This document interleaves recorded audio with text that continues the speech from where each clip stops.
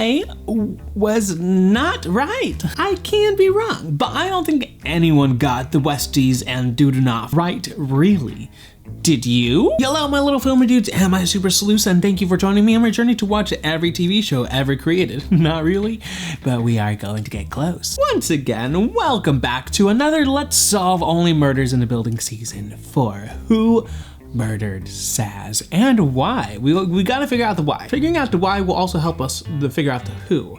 And I think I figured out both correctly this time. Spoilers, of course, will abound in this video, so careful if you've not seen any of the show, but specifically OMITB Season 4, Episode 4. So a little quick episode review. Honestly, the production value for this season has genuinely no reason to be this good, but they said, too bad, we gotta be this good. I mean, Charles's black and white dream, oh my god, so good. But for me, the character work this season, with last week's episode being my personal favorite, at least up until this episode, it was a pure character study. Just after 4 seasons, we're still further developing our main trio, and I think it worked. But I think episodes like these can get lost within the shuffle of murder mysteries because people expect only who the murderer is, and they don't really want to see these character development type of episodes that they would call filler, but they're not. Definitely so far, episode 4 is the most emotional episode because of the stuntman's funeral and Charles getting to learn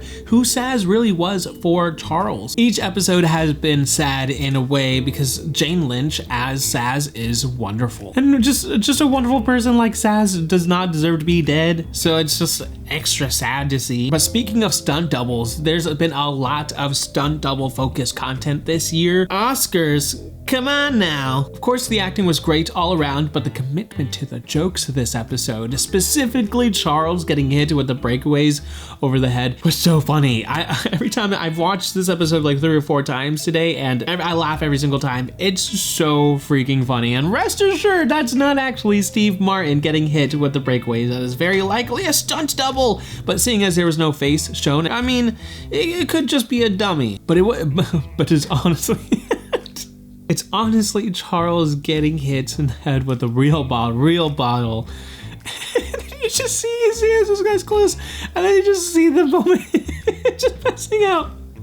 It's just the chaos ensues, and just the whole thing is so ridiculous and just so hilarious. I don't know why it's just such a horrible thing, but it's hilarious. All in all, my favorite episode so far because of all of these insane cleverities that I like to call, because I can't think of a better word, that happened throughout this episode, like the Westies using a cleverly fake flyer, and my designers, I immediately caught and found all of the issues that made this a fake ass flyer. There was no time, there's no location, no information whatsoever.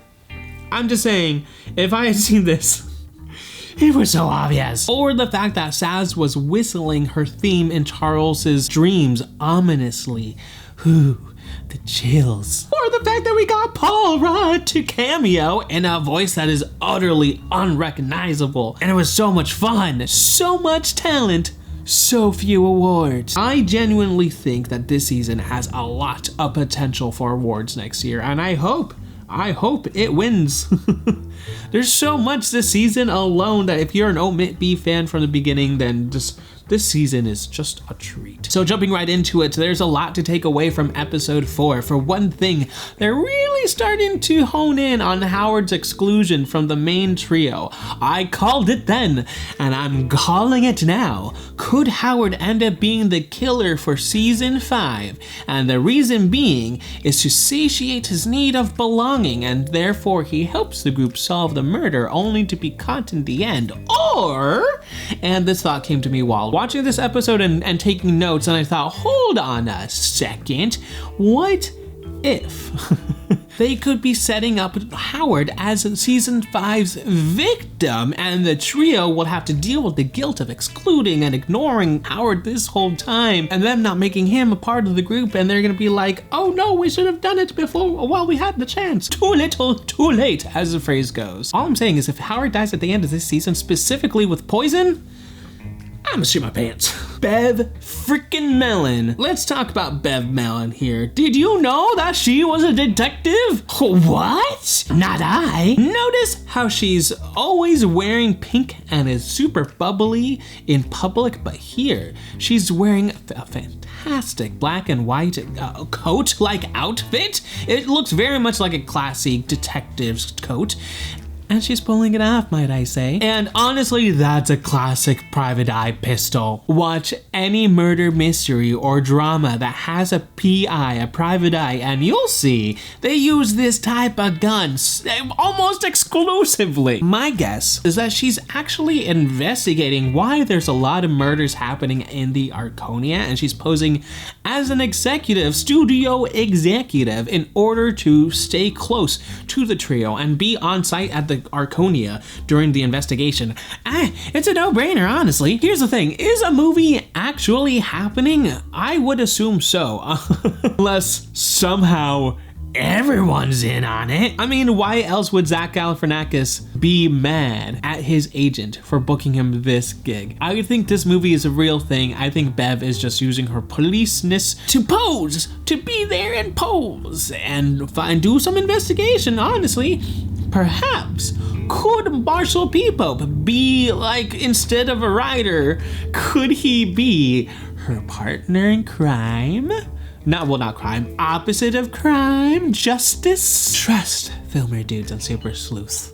Trust. And lo and behold, my little Filmer Dudes and Super Sleuths, the Dudenoff and Westies mystery has been solved. Or has it? We were all wrong, kind of. People across the earth, of course, had some elements correct, but for the most part, no cult, no group murder. Like I said, it was way too obvious for them, for the Westies, to be the killers. I even said that they were the first not its in my first or second episode, but I'll admit, they did get me. They got me just a tiny little bit. I thought, could they really? Which is a testament to how good this writing actually is. But deep down, I knew it couldn't have been. It never really made sense to me, just based on what they said and how they acted and their priorities and all of the other such. Just who they are as characters did not make sense with the idea that they could have potentially done it and why. It just did nothing really lined up for me. And psychology is everything, especially in murder mysteries. So to me, the puzzle pieces sort of fit, but they didn't really fit. They didn't fit. Fit, not fit. Also, I never really got cult vibes. It didn't really occur to me until, like, I think halfway through last week. My manager, she and I talked about Only Murders in the Building, but she thought it was a cult. I did not get any cult vibes whatsoever. All of that went over my head. So if it had turned out to be a cult, I would have been embarrassed. So things I got wrong in my murder theories were that Dudenoff likely didn't poison Winnie, or did he? And they're just doing a great job at covering it up. No, he did not. Dudenoff did not poison Winnie, and Dudenoff didn't murder someone before Zoe and Tim Kono. Thus, no reason to murder Winnie and to threaten the group. But I kind of still want to hold on to this theory in some sort of capacity, which we'll get to later on. All I'm saying is Helga, but we'll get to Helga in a little bit. And I was wrong that there is no pig trafficking going on, thank God. It's just some weird, ironic obsession with ham. But I was right in the fact that the Westies had something to hide. I just had no idea what they were hiding. What were they hiding? A rent control scheme, which I don't fully get, so maybe that's just me with my inability to be friends with numbers and finances. But dang, Mabel, I can't understand that this is a sweet ass deal, and I wish that I could find something like this that gets me sweet as precious Portugal pork as a bonus. Honestly, as soon as I heard it was $200 a month, I said, oh, absolutely, I will soil the name of art and journalistic integrity for cheap rent and sweet precious Portugal. And speaking of that, I did get that right, that they did get ham imported from Portugal, from a Dudenoff. Honestly, this is likely the only thing I got spot on correct so far that has been actually and fully confirmed. There's a lot of things out there that, again, that are kind of pointing towards what I'm saying, just nothing's been actually confirmed. Like, Saz was the intended target. Could she have been? Again, we still don't actually know. And the tinsel that I forgot to mention in the video, and I forgot to make, or not forgot to make, I ran out of time to make a follow-up video, but about the tinsel being not tinsel, but being, I think it's packaging plastic, but we have no confirmation on that yet. It was also confirmed that the person on the other end of the ham radio was Helga. So who is this Helga lady? Helga is Rudy's crazy ex-girlfriend from Finland who, to quote Vince, she was the wrong kind of weird. What does that mean? What did Helga do? Perhaps Helga did kill someone before Zoe and Tim Kono. Perhaps Helga poisoned Winnie out of fear that she would get caught. Perhaps the Westies know that Helga did a murder and helped her cover it. Or they told her, "Vamos, we want nothing to do with it." Hence why her face is scratched in that photo. She's been kicked. She's been canned right out of the group. It's not like they could go to the police or do much about this situation anyway, other than just stay away from us, because it kind of risks the integrity of their rent control scheme and precious Portugal pork. Here's the thing, up until now we've had a lot of emphasis on Saz never being able to do stunt doubling for women like she's always wanted to, because there weren't really a lot of women that were her height and her build. Yet we did see a prospect last week, and I believe that prospect is Helga. Though her face is scratched out, here is my latest theory that I'm going to run with. We know Saz wanted to retire to start the Saz Impact Academy. However, according to the chiropractor at Concussions, Saz was having difficulty with one bad relationship, and some people might assume Jan, some people might assume Scott Bakula, other people might assume Charles, but I don't think that's it. At this point, I really do think it's funny that the show really thinks that they could pull a wool over my eyes, and they could make me think that this is all about Charles, but babes, listen. The bad relationship was clearly with this Helga lady, and the information that Saz had to tell Charles was that she wanted to finally start the Impact Academy, but probably also that she has a crazy stalker actor, and she probably wanted to get Charles's help about handling Helga. I believe that for some time now, Helga had reached out to Saz about the fact that they share similar features, and the fact that Helga wants to be an actress and wants Saz to be her stunt double. Here's the thing, Helga has a pretty thick accent, and it sounds like she's a little off the cuff. So that plus the other, plus her build, just it all likely spelled she didn't get a lot of jobs. So Saz was likely trying to get out of it, but not really seeing a way to get out of it because she was making it difficult. But would Helga kill Saz as a I can't have you, nobody can have you?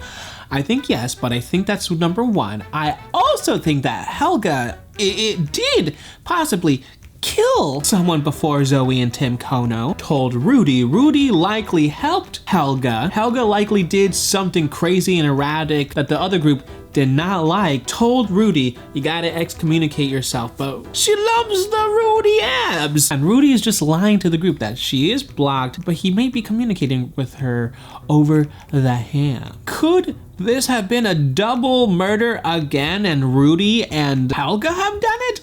I don't know, but definitely Helga there's something there. And if she turns out to be another red herring, then I mean, fantastic. I mean, kudos, I will give it to you, OMITB, for doing it. But we are halfway through the season, and I think at this point, it is very safe to assume that it could be Helga. After all, she does know how to get into the Dudenoff apartment with the Dudenoff combination being oh hell, but numberized and upside down. And if she was working with Saz, she would know Saz's work and personal schedule, so she would know where Saz would be and when, dressed up as whom, and it would also make sense for Rudy to be involved, seeing as Rudy could drag Saz's body, seeing as he's ripped. But the one question remains, where's the hip?